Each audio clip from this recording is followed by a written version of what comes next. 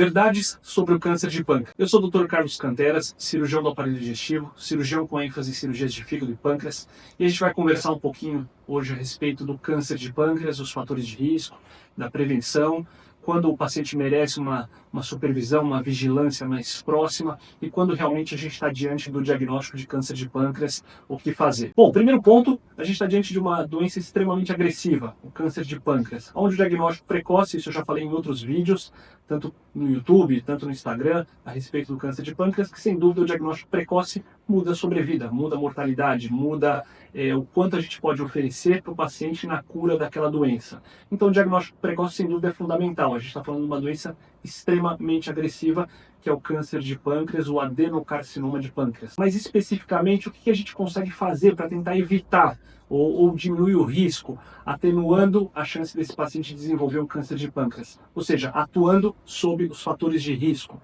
que levam à doença. Então, a gente sabe que alimentos ultraprocessados são considerados fatores de risco para câncer de pâncreas. O tabagismo, o etilismo, obesidade, o diabetes do tipo 2. Então são alterações, são comportamentos onde a gente pode atuar diminuindo a chance do câncer de pâncreas nesse paciente. É importante a gente se atentar aos pacientes que têm um histórico familiar do câncer de pâncreas. Então o paciente teve o pai ou uma mãe com câncer de pâncreas, esse paciente talvez mereça uma vigilância mais próxima, principalmente se o câncer de pâncreas se repete na família. Esse paciente tem que ser vigiado mais próximo. Gostaria de colocar aqui, de pontuar aqui, os pacientes que apresentam lesões pancreáticas.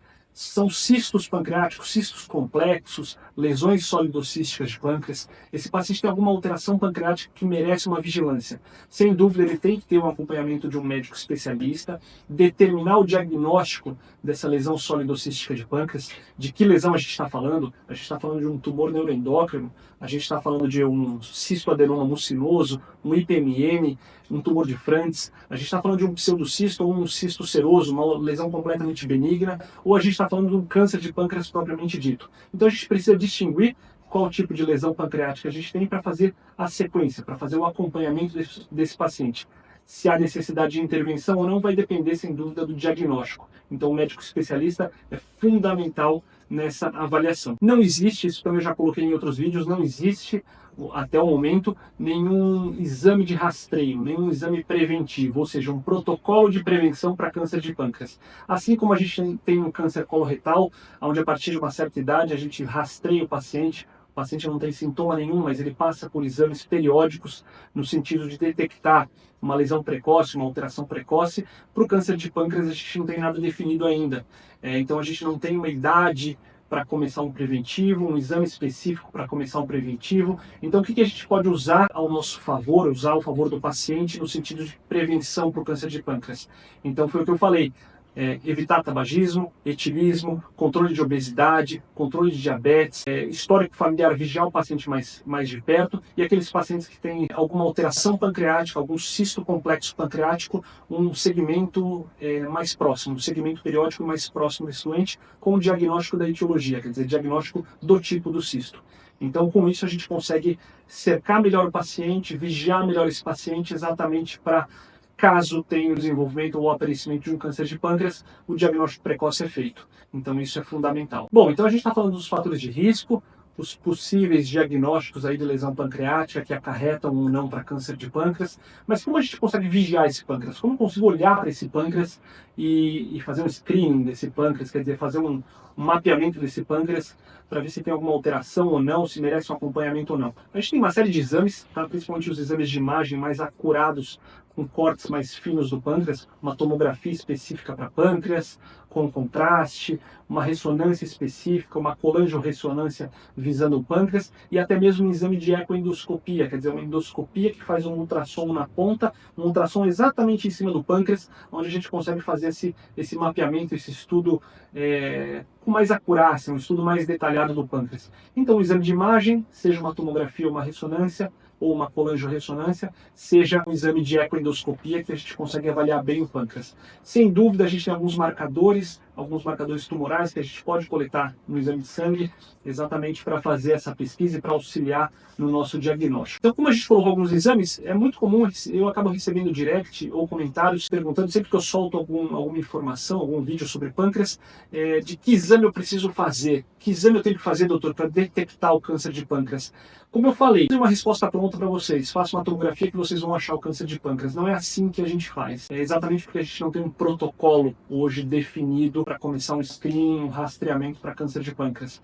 Então, muitas vezes eu coloco para o paciente que é importante esse paciente ter um segmento, um acompanhamento médico com um médico especialista. E aí sim esse médico lança a mão de algum exame específico na dependência do achado, na dependência da investigação diagnóstica. E aqui eu vou colocar um exemplo muito claro, porque às vezes a gente tem um ultrassom ou mesmo uma tomografia, que é um exame não muito específico, mas já mostra pra gente um cisto simples pancreático, sem nenhuma alteração complexa, sem nenhum septo, nenhum espessamento de parede, com um conteúdo homogêneo. Quer dizer, não tem nenhum sinal de alarme nesse cisto. Muitas vezes esse paciente pode continuar acompanhando com exames mais simples.